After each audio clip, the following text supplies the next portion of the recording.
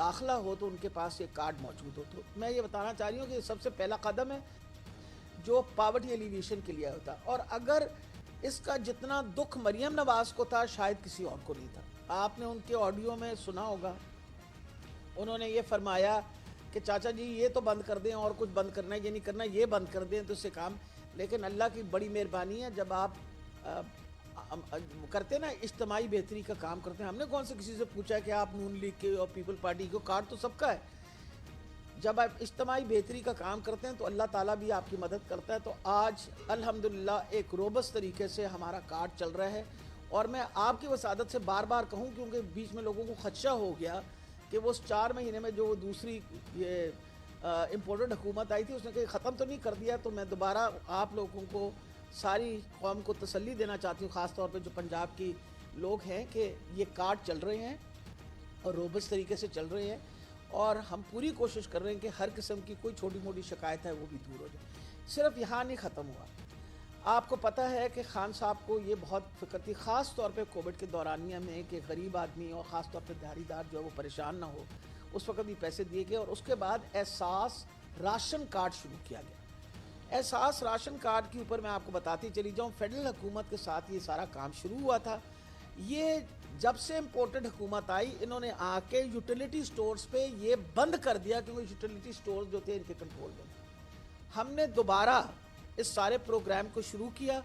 2 مہینے پہلے اس کی رجسٹریشن کا کام شروع کیا, جو چیف منسٹر صاحب نے اس کا افتتاح کیا.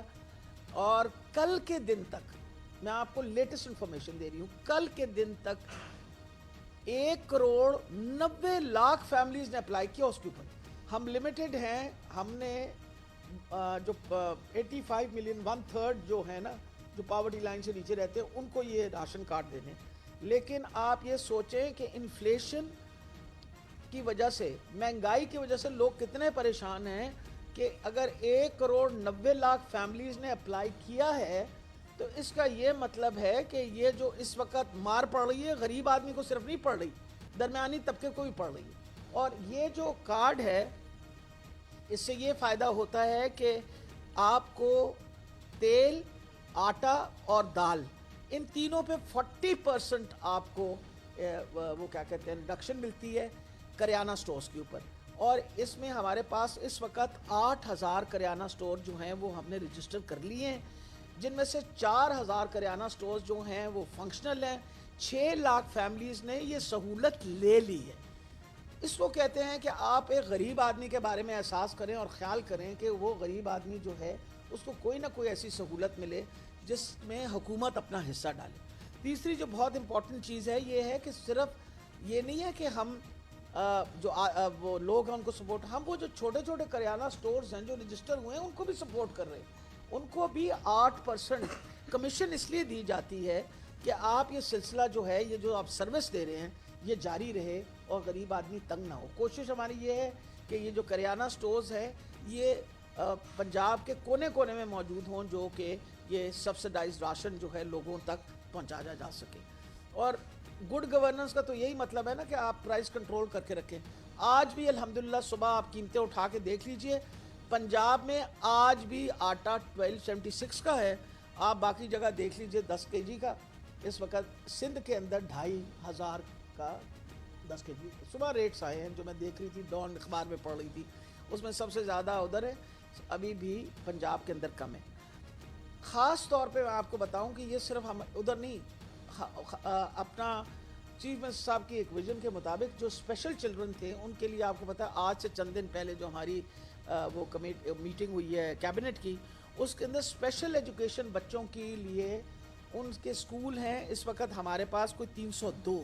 ان اسپیشل سکولوں کے لیے سارے سب کی ان کی بجٹ بڑھا دیا گیا ہے, اور بجٹ بڑھانے کے علاوہ 840 نئے استاد جو ہیں ان کے لیے اسپیس بنائی گئی ہے, اور ان کو کہا ہے کہ آپ مہربانی کر کے ان کو جتنی جلدی ہو سکے اکوموڈیٹ کر لیجئے, مطلب ان کو ریکروٹ کر لیجئے تاکہ بچوں کو بہتر سے بہتر سہولت. اس کے علاوہ ان کا یہ انسسٹنس ہے کہ یہ جو اسپیشل چلڈرن ہیں جو آتے ہیں ہمارے اسکولوں کے اندر, ان کی نیوٹریشن کا ہمیں خیال کرنے کے لیے چیف منسٹر نے یہ بھی آرڈر کیا ہے کہ ہم آئندہ سے ایک پروگرام بنائیں جو اسکول ہیلتھ نیوٹریشن پروگرام میں, جس میں ان بچوں کو وہ اگلے مہینے سے شروع ہو جائے گا.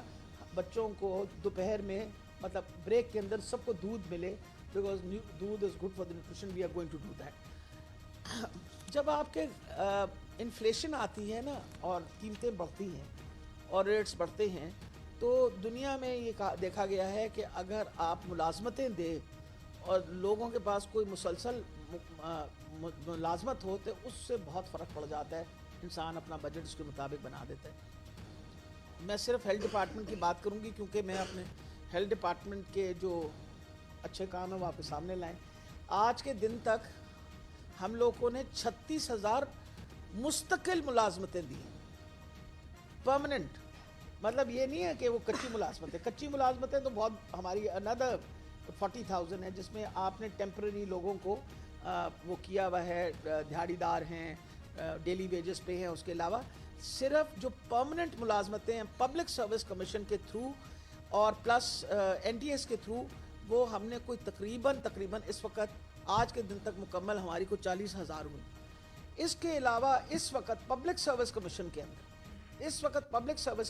کے اندر نرسز اور ڈاکٹرز کی کوئی تقریباً 5,000 نئی سامیاں گئی ہوئی ہیں اور ان کے اگینسٹ ہم نے لوگوں کو امپلائی کرنا شروع کر دیا, کیونکہ employment is the most important thing.